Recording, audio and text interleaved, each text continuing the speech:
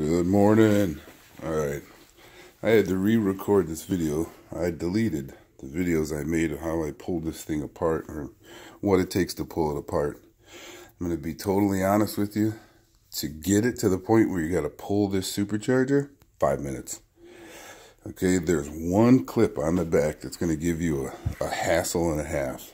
Alright, pulling this, as you can see, I am in the service position. You're going to need to pull your core support forward because there are two bolts that connect to, see this black tube, you follow it right to your head. There are two bolts holding that black tube on this side and two on this side, which you need to remove because to get your thermostat out, you're going to have to pull this towards the front of the vehicle because this fitting fits inside your thermostat. That's the only way to get that out unless you want to break stuff. But yeah, pull your core support forward. You got two bolts on this head, two bolts on this head that are holding this black crossover tube. You got to pull it forward so you can get that thermostat to come up and out. Okay, the reason why I'm doing this, I don't know if you've, well, I put one on Instagram, but I had the infamous Audi invisible leak that, you know, you couldn't find. Alright, you see the oxidation around the bolt holes? That's an indication of it leaking. Thermostat should be fine. You can see some of it pulled up. Now what could, two things, if the seal gives way, okay, you see that little slot that's in there? Fluid with pressure can like wick itself up and pull inside the top of this. Now whether this warped and the seal gave way or whether the bolts weren't tight or what that situation was, I mean, I guess that's hard to tell. But there is an indication of it leaking. Just right there. Here's the new one. I don't know if I can get a good picture of that. You see the level of that seal? The level of that seal. This one here is definitely crushed down. I don't think it's warped, but I mean, there's definite signs of leaking on it. Supercharger. Also, if you can get one of these endoscopes, I didn't get it till after I got everything apart, but I was able to see where the leak was coming from. You can look inside your valleys to see if you see any sign of antifreeze, which there is zero sign in there. I know I've heard that some of these do leak inside. Mine doesn't appear to be leaking inside or outside. This is the rear part of the intake. And of course, while I got this off, I'm gonna get that nylon bolt out of there so I don't have a problem with them anymore. You can see I already replaced that one when I did my heat exchanger. So now I'll tell you, you can see down inside, I cleaned it up down inside as best as I could. What the heck was that? Something moving in the garage. But yeah, and the valley was filled up. Now, just for giggles, what I did, just to see if it was the leak I was looking for, not only did I see it down inside there, but you know, obviously it wasn't that fresh. It started to dry already. So what I did was when I was pulling my thermostat little by little, where it started to pull was exactly where the stains were running from the front to the back. Now there is no way antifreeze can wick itself over your valley. So if you've seen a leak in the rear, it's coming from, there's this crossover or cooling tube that runs under your intake into the rear of the motor. If you're getting it at the rear of the motor, your spot where your leak is going to be back here. It's not going to come from the valley and then work its way over.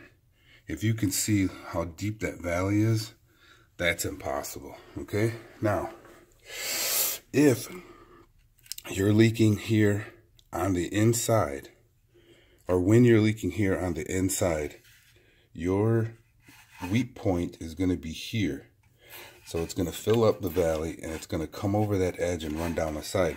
Now, exactly what it did, it filled up.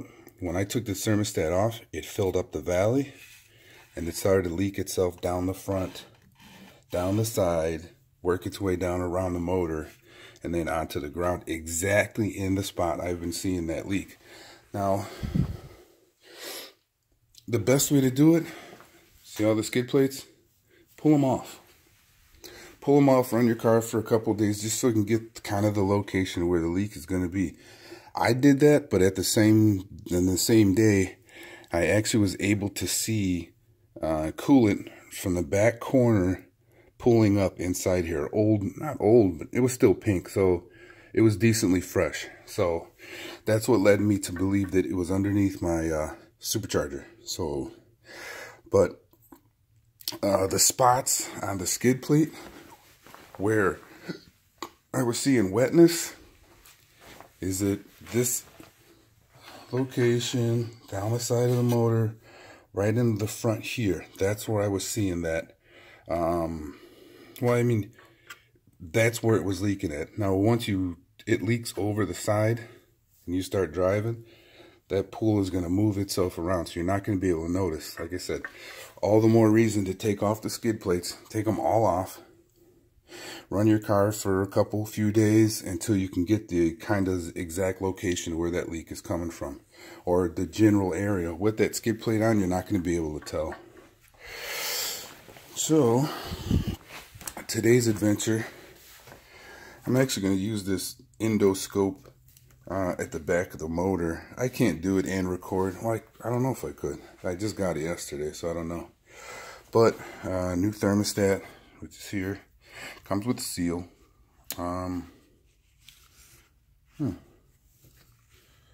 Sheesh, maybe the thermostat was bad too.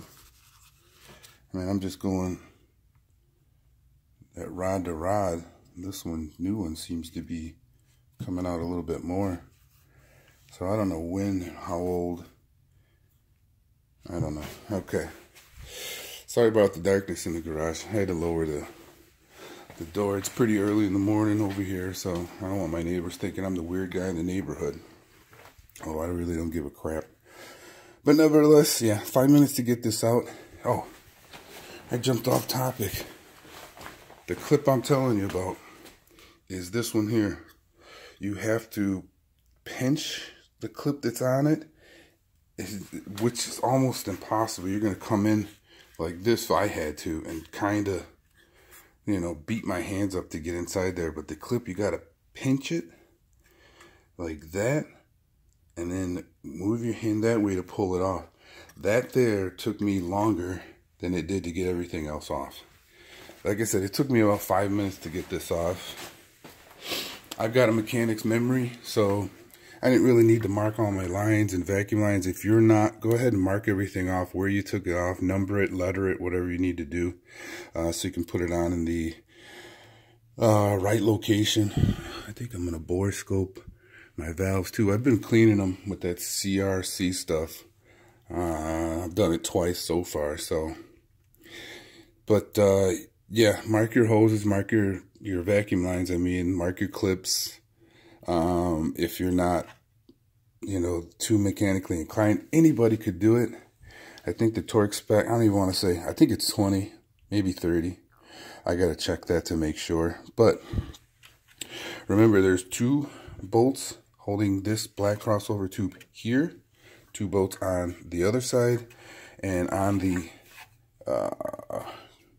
thermostat tube itself, there's another one that sits right underneath it. And that's how you get your thermostat off. So, alright, I'm going to get to work reinstalling the thermostat, hooking all my lines up, and then wait for my buddy Chris from CP Builds to wake up so he can help me pick up my Supercharger and put it on. If you notice, I put my 2 longest extensions, which you could use as a handle. I gotta believe that that's what they put them there for. I mean, they probably use a chain when they put it on. I don't have a chain, so. But it's for one person to put this on directly, as you need to put it down. Yeah, good luck. I'm strong as shit, but leaning over in that position and the weight of that supercharger, yeah, you're going to blow your back out. So you're going to take two people to set that straight down onto the intake seals. And while you got off, go ahead and inspect these. You know, inspect all your seals before you put everything, after you close everything, well, you know what I mean, after you get ready to put that supercharger down. You know, just go and check, make sure you didn't leave any tools or any bolts inside.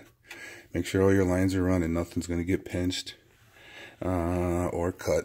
And then fill her back up with coolant and you're on your way. Alright, I hope that was helpful. Sorry about the long video, but it's a lot of stuff to say in just a couple minutes. So, alright, R2 Swift out.